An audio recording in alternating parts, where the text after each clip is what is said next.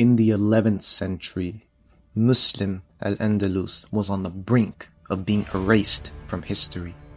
The Christian forces of Alfonso VI were closing in, ready to annex the Muslim kingdoms.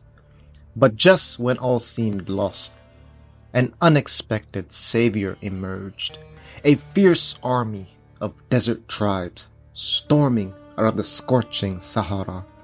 These warriors were the Almoravids, a powerful empire established by the Sanhaja Lamtuna Berbers of North Africa. They crushed Alfonso's army and rescued their Spanish Muslim brethren.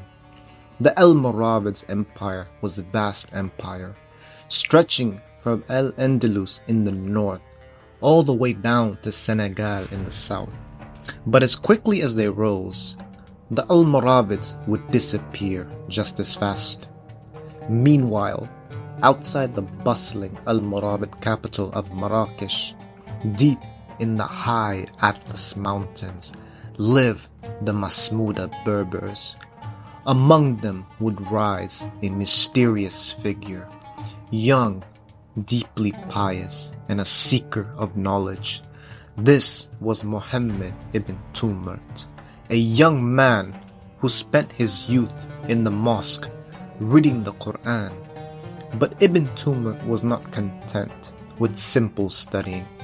He would set out on a quest for knowledge, a journey that would take him across the Islamic world.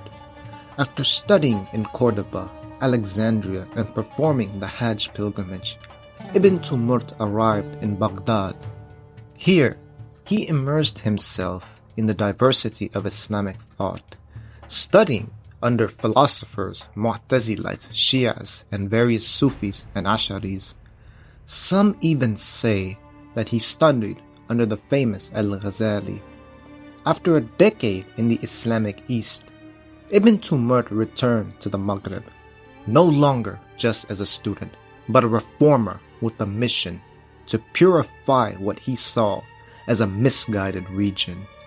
Ibn Tumart traveled through all the major cities of North Africa: Tripoli, Mahdia, Béjaïa, Tlemcen, and Fez, where he boldly challenged the elites for their luxurious lifestyles and neglect of Islamic principles.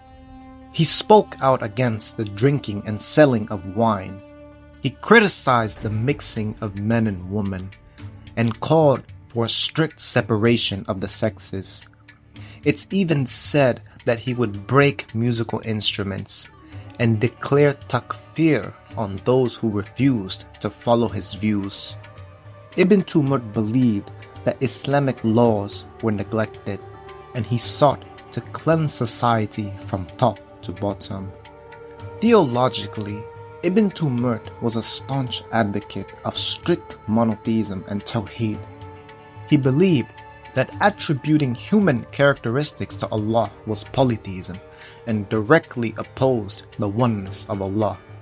He insisted that all laws should come solely from the Quran and Sunnah, and he accused the Maliki jurists of the Maghreb of straying away from these primary sources and relying instead on the ijma', which is the consensus of the jurists. Ibn Tumart's ideology was a unique blend, a mix of Ash'ari Aqidah, Zahiri fiqh, with influences from the Mu'tazilites, Shia, and Khawarij doctrines. His ideas were revolutionary, completely at odds with the established norms of the Maghreb. As he traveled, he relentlessly debated scholars and jurists, exposing what he saw as their corruption and deviation from true Islam. His radical views made him a target, and he was chased out of every major city he stepped foot in. But Ibn Tumart didn't give up. With little success in the cities, he sought refuge among the tribes who were hostile to the central authorities. Here, he finally found followers, including his right-hand man, Abdul Mu'min al-Kumi. Ibn Tumart then devised a genius move to return to his home base in the Atlas Mountains of southern Morocco. There, among his own people, he became political, leveraging the Masmuda tribe's hostility toward the Sanhaja Almoravids to build a mass following. As a Masmuda himself, Ibn Tumart applied Asabiya, which is tribal solidarity, to unite the Masmuda tribes under his leadership with a solid base, an army, and followers fired up by his new religious doctrine.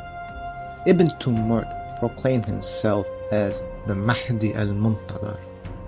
This movement became known as the Muwahhideen, those who believe in the unity of God.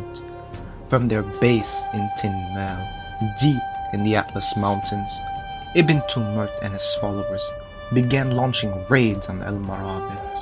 The Almoravid Emir, Ali ibn Yusuf, tried repetitively to crush this deviant Mahdi and his forces, but the rugged mountain terrain played to Ibn Tumart's advantage.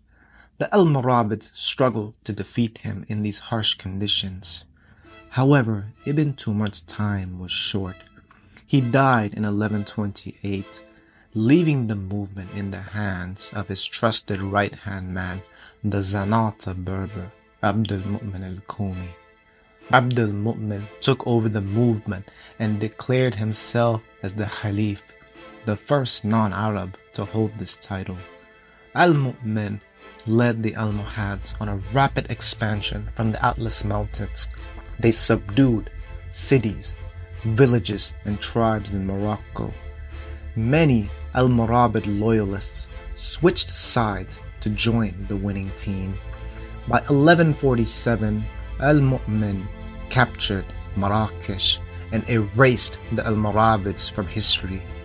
But he didn't stop there.